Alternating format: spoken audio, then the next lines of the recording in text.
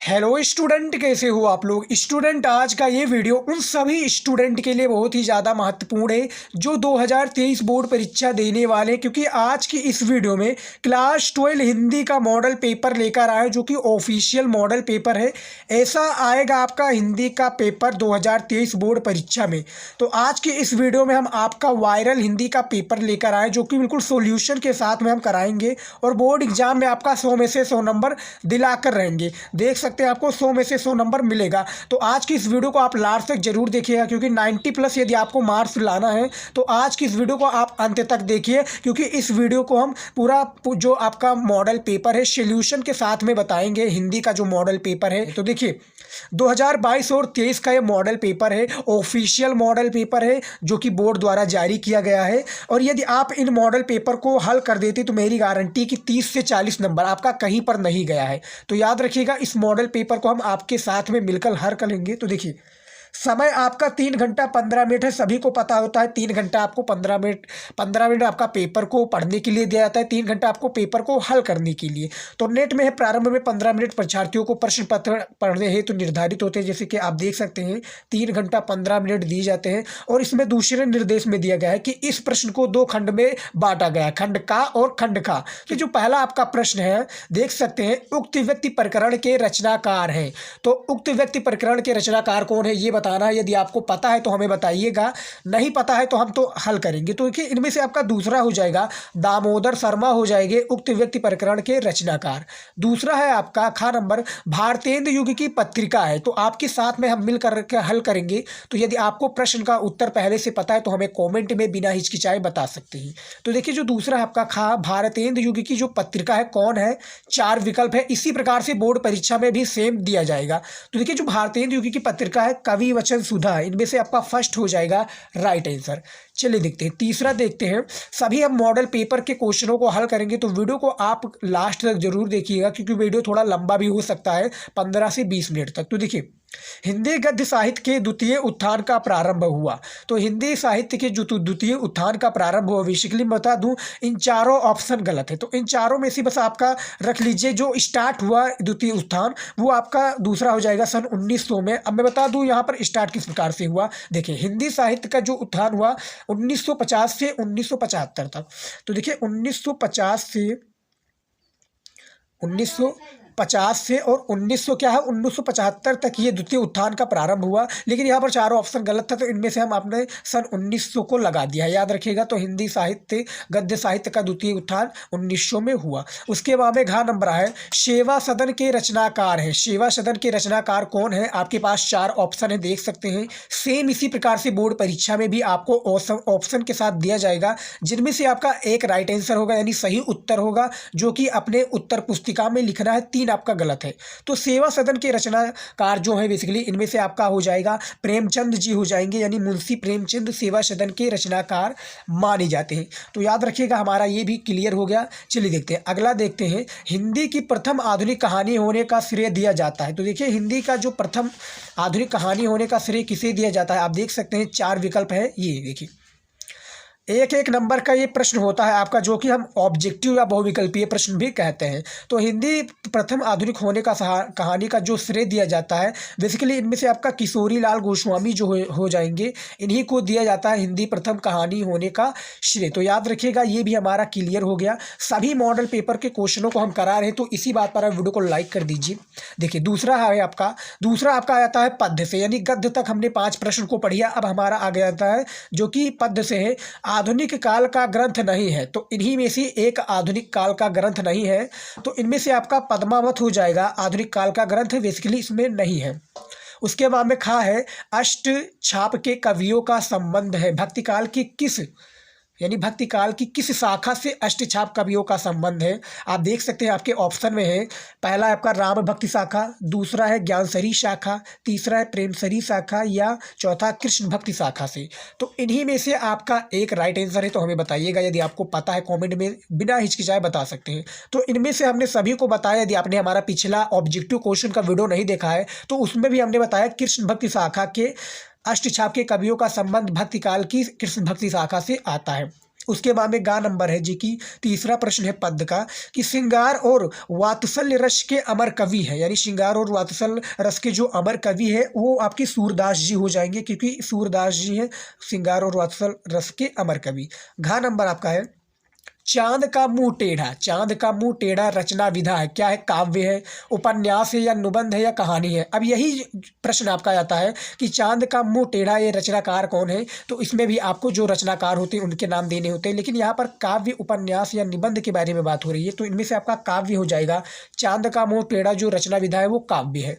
उसके बाद में है कबीर वाणी के डिटेक्टर के हैं, ये कथन किसका है, यानी जो कबीर वाणी के डिटेक्टर हैं ये कथन बेसिकली किसका है, ये आपका हो जाएगा आचार्य हजारी प्रसाद द्विवेदी जी। दूसरा आपका हो जाएगा जयशंकर प्रसाद, तीसरा रामचंद्र शुक्ल या चौथा नंद दुलारी वाजपेयी। तो इन्हीं में से आपका एक राइट आंसर हो जाएगा। बिना हिचकिचाए आप हमें कमेंट में बता सकते हैं, क्योंकि मॉडल पेपर आपके लिए उतना ही इंपॉर्टेंट है जिस प्रकार से आप बॉर्डर पेपर में आप पेपर देने जाते हैं।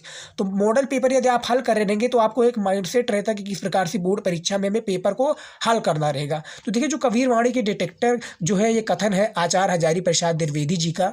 तो ये हमारा कुछ 10 प्रश्न था जो कि ऑब्जेक्टिव क्वेश्चन था और 10 नंबर आपको यहाँ पर कंफर्म हो जाएगा। तो हमने ऑब्जेक्टिव क्वेश्चन को हल कर दिया है। अब चलिए देखते हैं हमारा जो अगला आता है प्रश्न, जो कि तीसरा प्रश्नोत्तर से स्टार्ट होता है। देख सकते हैं आपके ऑप्शन में तीसरा प्रश्न से स्टार्ट हुआ। प्रश्न क्या है पहले आप पढ़िए, प्रश्न को पढ़िए, उसी के बाद में आप पेपर में मेरी रिक्वेस्ट है कि जब भी आप जाइएगा वो 15 मिनट जो दिया जाता है उसको आप पेपर में लगा दीजिए, यानी पेपर को पढ़ने में लगा दीजिए। 15 मिनट ढंग से पढ़िए कि पेपर में कहना क्या चाह रहा है प्रश्न, उसी के आधार पर आप प्रश्न का उत्तर दीजिएगा। तो देखिए तीसरा है प्रश्नोत्तर, तीसरा डालेंगे, निम्नलिखित गद्यांश का संदर्भ देते हुए किसी एक के नीचे दिए गए प्रश्नों का उत्तर दीजिए। अब मैं बता दूं 5 प्रश्न इसमें पूछा जाता है बेसिकली, और प्रत्येक प्रश्न आपका कितने नंबर का, 2 नंबर का होता है। आप देख सकते हैं 5 प्रश्न पूछा गया है, 1 2 3 4 5। अब यहाँ पर एक प्रश्न 2 नंबर का है, तो टोटली आपका 10 नंबर कंप्लीट हो जाता है। तो आप देख सकते हैं हिंदी का जो होता है 100 नंबर का पूर्णांक हो जाता है, तो यहाँ पर आपका कितना नंबर हो जाता है, 10 नंबर कंप्लीट हो जाता है। अब देखिए यहाँ पर पहले पद्यांश पढ़िए। देखिए पद्यांश क्या कह रहा है, जंगल में जिस प्रकार अनेक लता वृक्ष और वनस्पति अपने अभ्युदय भाव से उठते हुए पारस्परिक सम्मिलन से अवरोधी स्थिति प्राप्त करते हैं, उसी प्रकार राष्ट्रीय जन अपनी संस्कृतियों के द्वारा एक दूसरे के साथ मिलकर राष्ट्र में रहते हैं। जिस प्रकार के अनेक प्रवाह नदियों के रूप में मिलकर समुद्र में एक रूपता प्राप्त करते हैं, उसी प्रकार राष्ट्रीय जीवन की अनेक विधियां राष्ट्रीय संस्कृति से समन्वय प्राप्त करते हैं। समन्वय युक्त जीवन राष्ट्र का सुखदायी रूप है। अब याद आपने पढ़ा होगा तो इसका चैप्टर का नाम, उसके लेखक का नाम तो याद हो गया होगा। देखिए प्रश्न क्या पूछा गया है, प्रश्न के आधार पर ही आपको उत्तर देना है, हमेशा याद रखिएगा। तो देखिए जो पहला प्रश्न पूछा गया है, इस गद्यांश से प्रस्तुत गद्यांश के पाठ और लेखक का नाम लिखे। तो यानी यहाँ पर आपको संदर्भ लिखना है, तो पाठ और लेखक का नाम लिखना है। दूसरा है आपका रेखांकित अंश की व्याख्या कीजिए, यानी जो रेखा ये खींचे हुए समन्वय युक्त जीवन राष्ट्र का सुखदायी रूप है, तो इसकी आपको व्याख्या करना है, मीनिंग निकालना है। उसके बाद में तीसरा है आपका प्रस्तुत अनुच्छेद के अनुसार। देखिए प्रश्न क्या पूछा गया, प्रस्तुत अनुच्छेद के अनुसार जंगल में क्या क्या मिलता है, इसके बारे में भी बताना है कि जंगल में क्या क्या मिलता है। तो आपके इसी में से मिल जाएगा पूरा, यानी इसी जो आपका गद्यांश है इसी में से आपका उत्तर मिल जाएगा। ये जो तीनों प्रश्न होता है। उसके बाद में चौथा है जल प्रवाह नदी के रूप में किससे मिलता है। तो जल प्रवाह जो नदी के रूप में किस प्रकार से मिलता है इसको बताना है। पांचवा है गद्यांश का, इस गद्यांश का राष्ट्रीय जीवन की अनेक विधियां राष्ट्रीय संस्कृति में क्या क्या क्या प्राप्त कर रही है इसके बारे में बताना है। तो मैं बता दूं स्टूडेंट, आपका जो 2 प्रश्न होता है वो जेन्युइन होता है। हर एक वीडियो में हर एक हिंदी के में पूछा जाता है, हिंदी चाहे गद्य हो चाहे पद्य हो। तो जो प्रस्तुत गद्यांश पाठ हो, लेखक का नाम यदि यही पद्यांश में आपका आ जाता तो कवि का नाम हो जाता, लेकिन यहाँ पर गद्यांश की बात हो रही। तो रेखांकित अंश की यहाँ पर व्याख्या करनी है। तो यदि आपने इसको पढ़ा होगा तो आपके प्रस्तुत पाठ और लेखक का तो नाम पता हो गया होगा। तो मैं बता दूं ये राष्ट्र के स्वरूप से लिया गया हिंदी के जो पहला चैप्टर है आपका वासुदेव शरण अग्रवाल जी के राष्ट्र के स्वरूप से ये गद्यांश लिया गया है। अब देखिए सेम इसी प्रकार से आपका अथवा लगकर ये भी आ जाता है। अथवा लगकर चाहे आप ये वाला कीजिए, देखिए इनमें बात की कि गद्यांश के संदर्भ किसी एक के नीचे दिए गए प्रश्नों का उत्तर दीजिए, चाहे आप ये वाला कीजिए। नए शब्द, नए मुहावरे एवं नई रीतियों के प्रयोग से युक्त भाषा की व्यवहारिक प्रदान करना ही भाषा के आधुनिक लाना है। अब देखिए यहाँ पर आपने पढ़ा होगा तब तो आपके माइंड में आ गया होगा कि हाँ इस चैप्टर से लिए गया है। तो ये भाषा और आधुनिक चैप्टर से लिया गया है, भाषा और आधुनिकता जो चैप्टर है उसी से लिया गया है। और जो इसके लेखक है प्रोजी सुंदर रेड्डी जी हैं, आप याद रखिएगा। सेम हमने जिस प्रकार से इसमें बताया कि प्रस्तुत गद्यांश पाठ लेखक रेखांकित अंश और जो प्रश्नों के उत्तर देना है, सेम इसी प्रकार से इसमें भी आपको करना है। तो टोटली आपका 10 नंबर हो जाता है, प्रत्येक प्रश्न आपका 2 नंबर का होता है, तो टोटली 5 × 10 आपका 10 नंबर कंप्लीट हो जाता है। तो याद रखिएगा, ये भी हमारा क्लियर हो गया। यदि आपको इनका यानी किस प्रकार से बोर्ड एग्जाम में गद्यांश को हल करिए, यदि आपने हमारा वीडियो नहीं देखा है तो आपको डिस्क्रिप्शन में लिंक मिल जाएगा, वहाँ से आप जाकर ईजिली देख सकते हैं सभी प्रकार की जो मैं इसमें मॉडल पेपर में बता रहा हूँ सामग्री, वो आपको डिस्क्रिप्शन में मिल जाएगा, आप जाकर सभी प्रकार की वीडियोज देख सकते हैं। चलिए देखते हैं, अगला देखते हैं। चौथा आपका आ जाता है प्रश्नोत्तर 3, हम तो क्लियर कर दिए। चौथा है पद्यांश पर आधारित निम्नलिखित प्रश्नों के उत्तर लिखिए, यानी जो पद्यांश पे आधारित निम्नलिखित प्रश्नों के उत्तर दीजिए। सेम हमने गद्यांश में वही बताया था, 5 प्रश्न पूछा आएगा 2 नंबर का, तो 10 नंबर इसमें भी आपको दिए जाएंगे पद्यांश में बेसिकली। तो देख सकते हैं पद्यांश क्या पूछा गया, पद्यांश को पहले पढ़िए।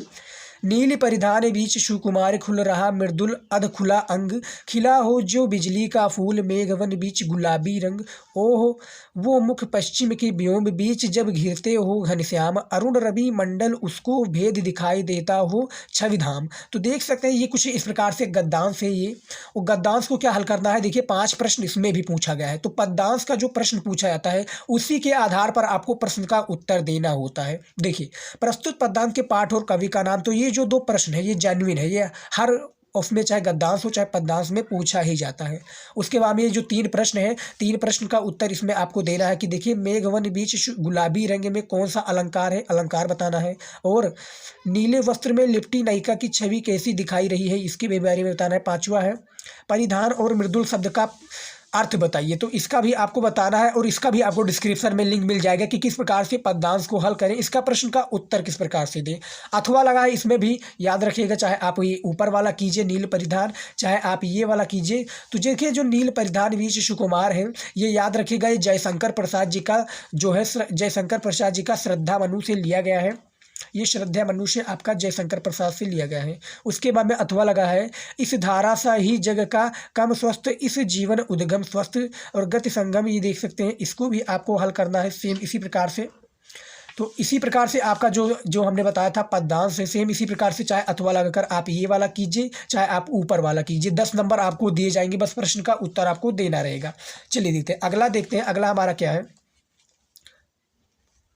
अगला हमारा 5वां पूछा गया है हिंदी। ये मॉडल पेपर को हम पूरा कंप्लीटली हर करवा रहे हैं, तो अभी चैनल पर अभी हमारे नए, तो चैनल को सब्सक्राइब कर लीजिए, क्योंकि हम बोर्ड एग्जाम की जो तैयारी है जोरों शोरों से करा रहे हैं, और बोर्ड एग्जाम की जो बहुत ही नज़दीक आ गया है बोर्ड एग्जाम, और इसी में आपको तैयारी लाना है और तैयारी करना है, 90+ मार्क अचीव करना है। तो आप अभी से मेहनत करना लग जाइए, क्योंकि बोर्ड एग्जाम में आपके काफ़ी अच्छे मार्क लाना है। तो जो 5वां आपका है, निम्नलिखित में से किसी एक लेखक का जीवन परिचय देते हुए उनकी कृतियों का उल्लेख कीजिए। यानी जो 3 दिए हुए हैं, इन्हीं में से आपको क्या करना है, लेखक का जीवन परिचय, यानी लेखक का जीवन परिचय देते हुए उनकी क्या है, कृतियों का उल्लेख करना। कृतियां कितने हैं उनके उल्लेख करना है। अब मैं बता दूं 3 नंबर आपको जीवन परिचय का दिया जाएगा, 2 नंबर आपके कृतियों को दिया जाएगा, तो टोटली 5 नंबर का इसमें आपका कंप्लीट हो जाता है। तो 5 नंबर का जीवन परिचय बोर्ड एग्जाम में पूछा जाता है। उसके बाद में क्या है, शब्द सीमा 80 शब्दों में, यानी 80 शब्दों में इनका जीवन परिचय देना होता है। अब देखिए पहला आपका है वासुदेव शरण अग्रवाल का जीवन परिचय दे सकते हैं। दूसरा है पंडित दीनदयाल उपाध्याय जी का। तीसरा है प्रोजी सुंदर रेड्डी का। तो इन तीनों को आपको यदि आपको डिस्क्रिप्शन में मिल जाएगा, आप जाकर वासुदेव शरण अग्रवाल का जीवन परिचय याद कर सकते हैं। लेकिन जो तीनों इंपॉर्टेंट है, आपको तैयार करके जाना है। इनमें से एक ना एक तो आपका बोर्ड एग्जाम में आ ही जाएगा। तो आप हमेशा याद रखिएगा 3 से 4 जीवन परिचय लेखक का याद कर लीजिए। उसके बाद में खा है निम्नलिखित में से किसी एक कवि का जीवन परिचय देते हुए उनकी कृतियों का उल्लेख करना है। अब यहीं पर आपका आ जाता है साहित्यिक परिचय का उल्लेख कीजिए, या रचनाएं के बारे में, तो उसके बारे में भी आपको देना होता है। तो यहाँ पर कृतियों की बात हो रही है, कवि की बात हो रही है, तो यहाँ पर भी सेम स्ट्रैटेजी है वही माँ। जिस प्रकार से आपका गद्य में पूछा जाएगा, सेम इसी प्रकार से पद्य में भी पूछा जाएगा। 50-50 मार्क्स का खंड खा और खंड का होता है, तो याद रखिएगा। इसमें भी आपका वही है, शब्द सीमा 80 शब्दों में हर एक जीवन परिचय को आपको देना है। पहला आपका है जयशंकर प्रसाद। ऑप्शन में आपको दे दी जाएंगे, 3 ऑप्शन दे दिए जाएंगे, जो भी आपको अच्छा लगे, जो भी आपको आता हो वो उसका आप आंसर दे सकते हैं। जीवन परिचय। दूसरा है आपका रामधारी सिंह दिनकर जी का जीवन परिचय। तीसरा है सूर्यकांत त्रिपाठी निराला। और चौथा अयोध्या सिंह उपाध्याय हरियोध। तो मैं जो सभी चीज़ों को आपको बताता हूँ, आपको डिस्क्रिप्शन में लिंक मिल जाएगा, आप जाकर ईजिली सभी चीज़ों का आपको सामग्री मिल जाएगी, जो कि बोर्ड परीक्षा जो मॉडल पेपर में हल करा रहा हूँ सभी का आपको वीडियो मिल जाएगा। तो आप जाकर वहाँ से विजिट कर सकते हैं और बोर्ड एग्जाम की जो तैयारी है कर सकते हैं। उसके बाद में 6 नंबर आपका प्रश्न है, देख सकते हैं 6 प्रश्न क्या है। कहानी तत्वों के आधार पर पंचलाइट अथवा बहादुर कहानी की समीक्षा कीजिए। कहानी तत्वों के जो आधार पर पंचलाइट अथवा, यहाँ पर अथवा लगा है, आप देख सकते हैं बहादुर। तो हमने दोनों को तैयार कराया हुआ है, आप जाकर यूट्यूब पर सर्च करेंगे, नहीं तो डिस्क्रिप्शन में मैं दे दूंगा, आप यूट्यूब पर सर्च करेंगे पंचलाइट कहानी का सारांश बाई शिवम स्टडी नॉलेज, आपको वो वीडियो भी मिल जाएगा, तो आप जाकर वीडियो देख सकते हैं। तो इनमें से किसी एक का करना रहेगा, चाहे आप बहादुर का कर दीजिए, चाहे आप पंचलाइट का कर दीजिए। 5 नंबर इसमें भी आपको दिए जाएंगे और 80 शब्दों में इसका देना रहेगा।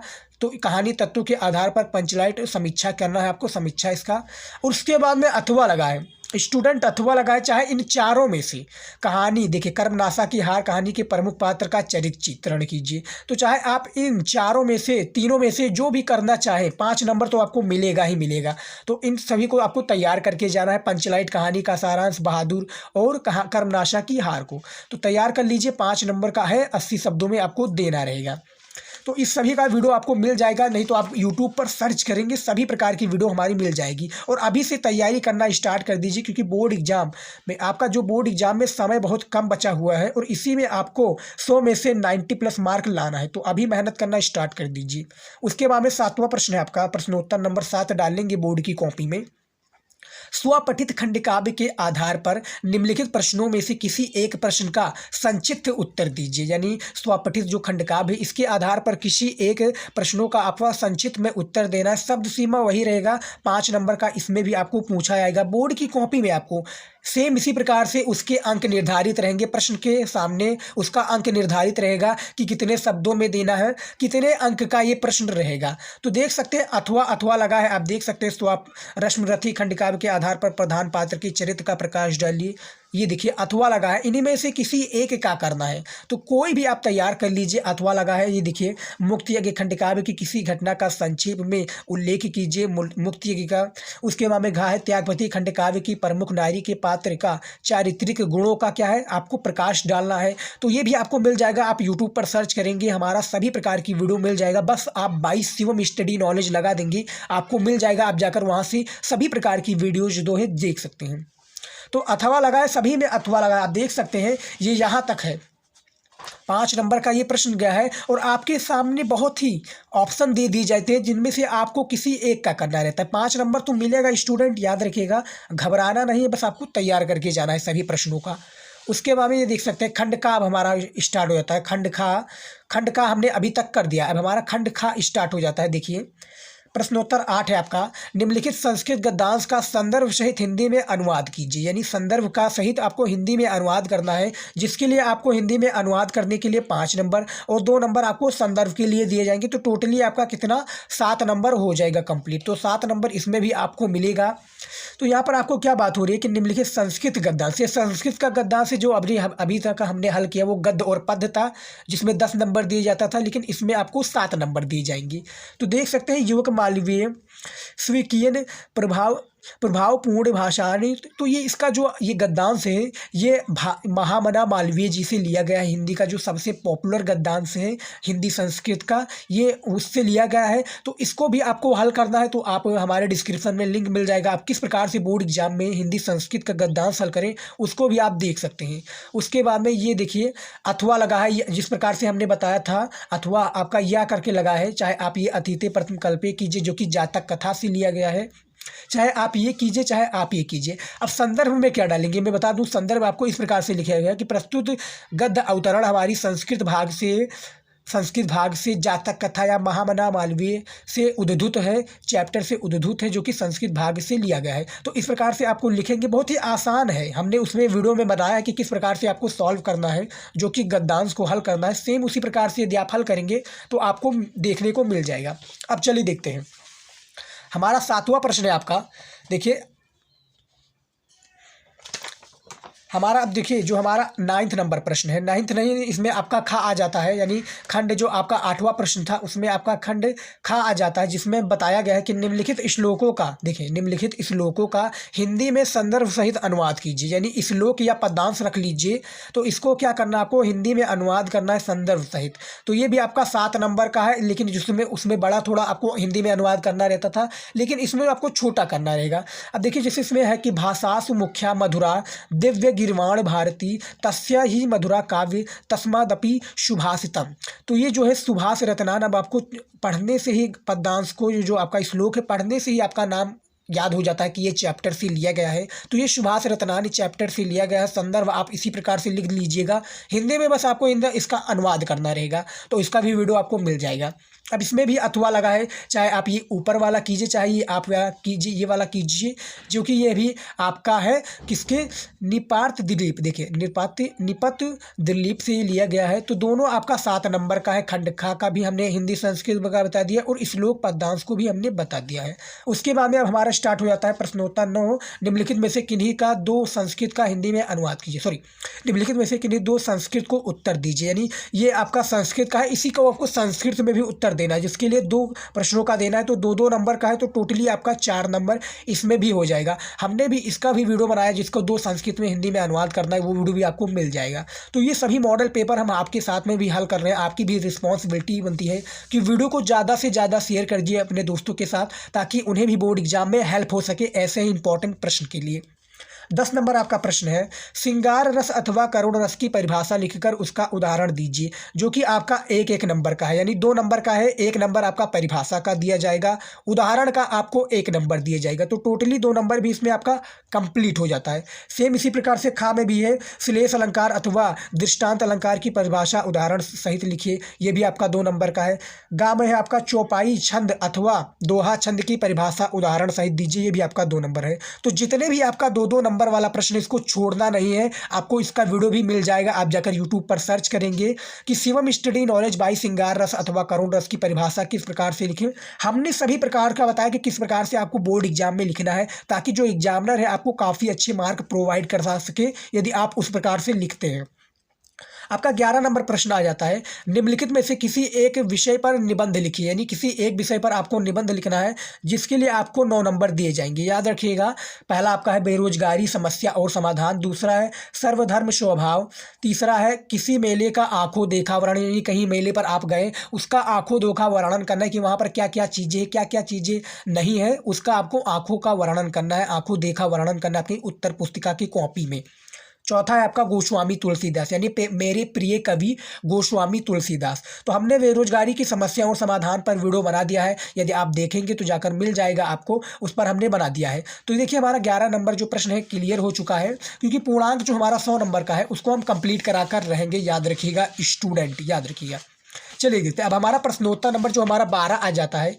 ये देखिए, पावक का संध विच्छेद होगा, यानी जो पावक है इसका संध विच्छेद क्या होगा। तो देखिए इन चारों में से बस आपका एक ही राइट आंसर है। तो जो पावक का संध विच्छेद होगा, इनमें से आ हो जाएगा पो धन, पो प्लस अका, पो प्लस अका पावक का संध विच्छेद होगा। दूसरा आपका प्रेजिते का संध विच्छेद क्या होगा। तो देखिए 4 विकल्प है, इन्हीं में से एक का आपका राइट आंसर हो जाएगा। यदि आपको पहले से पता है तो कमेंट में बिना हिचकिचाए बता सकते हैं। तो प्रेजिते का जो संध विच्छेद होगा स्टूडेंट, इनमें से आपका सा हो जाएगा प्राधन एजते, प्राधन एजते प्रेजिते का संध विच्छेद। तीसरा आपका पुस्तकालय में संध विच्छेद होगा। तो टोटली जो 3 नंबर का आपका ये प्रश्न होता है संध विच्छेद का। तो पुस्तकालय में संध विच्छेद क्या होगा, जो संध होगा पुस्तकालय का संधि होगा, संध विच्छेद नहीं संध होगा, तो वो आपका स्वर संधि हो जाएगा, याद रखिएगा। तो ये भी हमारा तीसरा क्लियर होगा जो कि संध विच्छेद से रिलेटेड था। अब हमारा खा आ जाता है इसी में प्रश्नोत्तर 12 में कि निम्नलिखित में से किसी एक का विग्रह, देखिए किसी एक का विग्रह करके समास का नाम लिखिए। तो ये 2 नंबर का आपका प्रश्न है। अब मैं बता दूं किस प्रकार से आपको हल करना है। किसी एक का करना है आपको, ये देखिए 3 है, ये देखिए 3 दिया हुआ है, किसी एक का आपको करना है। देखिए तो मैं प्रेतकम का करके दिखा देता हूँ आपको, प्रेतकम का आपको किस प्रकार से करना है। तो जो प्रेतकम है इसका आपको करना है, मैं दिखा देता हूँ आपको किस प्रकार से करना है। आपको बोर्ड की कॉपी में इसी प्रकार से आपको लिखना है, याद रखिएगा स्टूडेंट। प्रेतकम। अब आपको यहाँ पर करना क्या है, प्रेतकम एकम, ये देखिए आपको इसी प्रकार से हल करना है, जिसके लिए आपको 2 नंबर दिए जाएंगे। आप देख सकते हैं, एकम एकम एक प्रति, एकम एक प्रति अवयव। देखिए अवयव भाव, ये जो है इसका वो है क्या है, प्रत्यय, समास विग्रह है, याद रखिएगा। तो देखिए प्रेतिकम का हमने कर दिया, जिसमें इसमें बताया गया है कि निम्नलिखित में से किसी एक का विग्रह करके समास का नाम लिखिए। तो हमने जो प्रेतिकम है, याद रखिएगा, ये देखिए प्रेतिकम का हमने करके दिखाया है, जिसके लिए आपको 2 नंबर दिए गए हैं। देख सकते हैं, ये प्रेतिकम का हमने हल करके आपको बता दिया है। तो यहाँ पर आपको समास का नाम लिखना था, समास का नाम ये है, आप देख सकते हैं। तो इसको भी हमने हल कर दिया है, तो याद रखिएगा, इसका भी हमने हल कर दिया। चला देखते हैं, अगला देखते हैं क्या है। सभी हम मॉडल पेपर को हल कर रहे हैं, तो चैनल पर ना है तो हमारे चैनल को भी सब्सक्राइब कर लीजिए स्टूडेंट, क्योंकि हम जो बोर्ड की तैयारी है बहुत ही ढंग से कराने की कोशिश कर रहे हैं। उसके बाद में 13 नंबर आपका प्रश्न है, देख सकते हैं 13 नंबर। आत्मन शब्द का द्वितीय बहुवचन रूप होगा, यानी जो आत्मन शब्द है इसका द्वितीय बहुवचन रूप क्या होगा। तो इनमें से आपका क्या हो जाएगा स्टूडेंट, याद रखिएगा, इनमें से आपका आ हो जाएगा आत्मान, आत्मान हो जाएगा इसका द्वितीय बहुवचन रूप। उसके बाद में ये देखिए दूसरा है अमान शब्द चतुर्थ विभक्ति वचन रूप होगा, यानी जो नमान शब्द चतुर्थ विभक्ति वचन का रूप क्या होगा, तो ये आपका हो जाएगा नमाभ्या। क्या हो जाएगा, ये देखिए, ये आपका नवाभ्या हो जाएगा। तो ये हमारा नवाभ्या क्लियर हो गया, जो कि दूसरा प्रश्न था कि नमान शब्द चतुर्थ विभक्ति के बहुवचन का रूप लिखिए, तो ये भी हमारा क्लियर हो गया। उसके बाद में खा है स्था धातु लोट लकार मध्यम पुरुष एक वचन का रूप होगा। तो इसमें आपका क्या हो जाएगा, स्था धातु लोट लकार, इनमें से बा आपका हो जाएगा तिष्ठ हो जाएगा, तिष्ठ इसका सही उत्तर हो जाएगा। उसके बाद में है ये देखिए पिबताम अथवा नित्वा धातु लकार पुरुष होगा। तो पिबताम अथवा क्या है, पिबताम अथवा नित्वा धातु लकार पुरुष तथा वचन लिखिए। तो इसमें आपको क्या लिखना है, देखिए इस प्रकार से आपको लिखना है,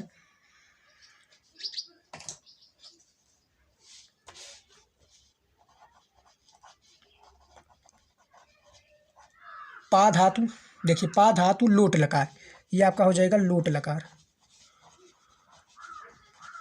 तो हम पूरा मॉडल पेपर को हल कर रहे हैं, क्योंकि वीडियो थोड़ा लंबा भी हो रहा है, तो वीडियो को आप लास्ट तक जरूर देखिएगा, क्योंकि पूरा मॉडल पेपर को हम आपको सॉल्यूशन के साथ में देते हैं।